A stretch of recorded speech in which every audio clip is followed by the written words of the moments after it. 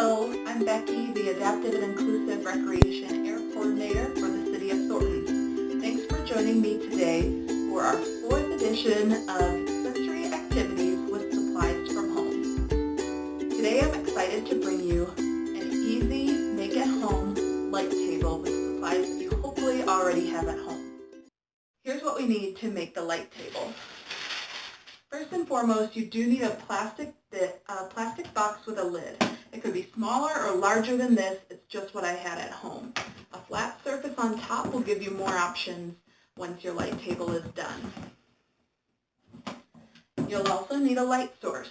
I'm using this camping lantern that opens up. What I really recommend if you have it, but I don't, is a twinkle light set with a really thin cord so you can plug it in, but it can go into your closed lid. The light will go inside of your container.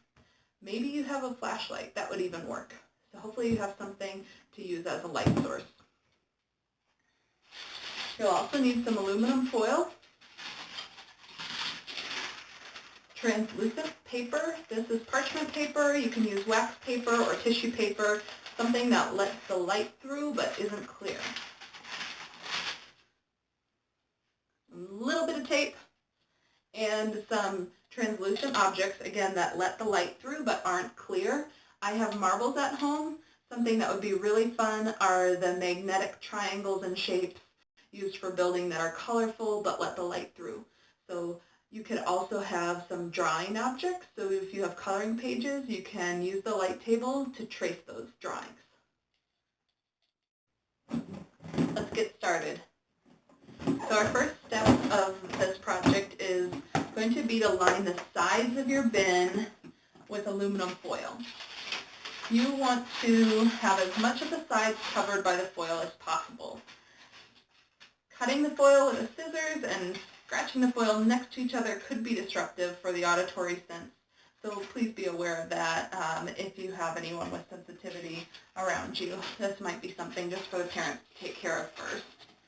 So I've cut them down already to line the bin.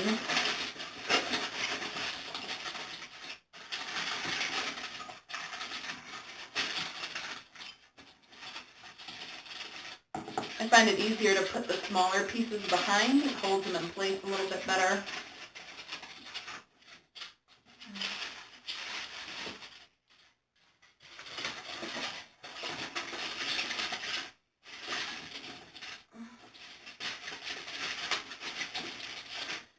Make sure it's going all the way up to the side or even wrapping over the edge of your bin a little.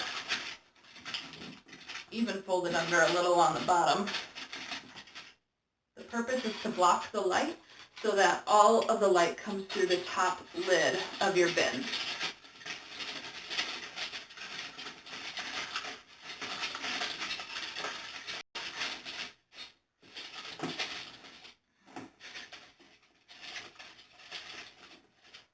Okay, you can always fidget with it as you go if you find it's not completely blocking the light, or add a little more foil to the inside of your bin. The next step is to tape your paper, either parchment paper, wax paper, or tissue paper, over the surface of the lid. You want it to cover the whole surface so that none of the light comes through. The purpose of this type of paper is so that it disperses the light evenly, so it looks like the whole table is lit up.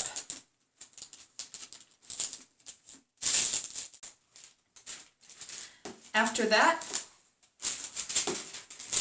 you'll put your light inside your bin.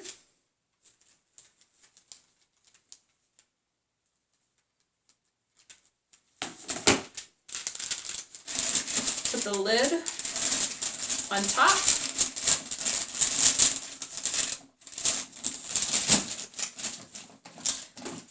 If there's clasps, or just make sure it's secured tightly, and you have an awesome light table. So now let's take a look at what we can do with it. What the light table looks like with the lights off and marbles on it. Again, it would be awesome to use the building triangles. You can also use a coloring sheet with a paper over it and have someone trace the image on top using the light table. It makes tracing really easy. In addition to the awesome visual stimulation, it's fun to do tactile stimulation, rolling your hand over the marbles, hearing the sounds that it makes. You can work on cognitive skills like sorting, gathering all of a certain color, moving certain colors around. You can even gently move the table to see what happens carefully. Lots you can do with this table.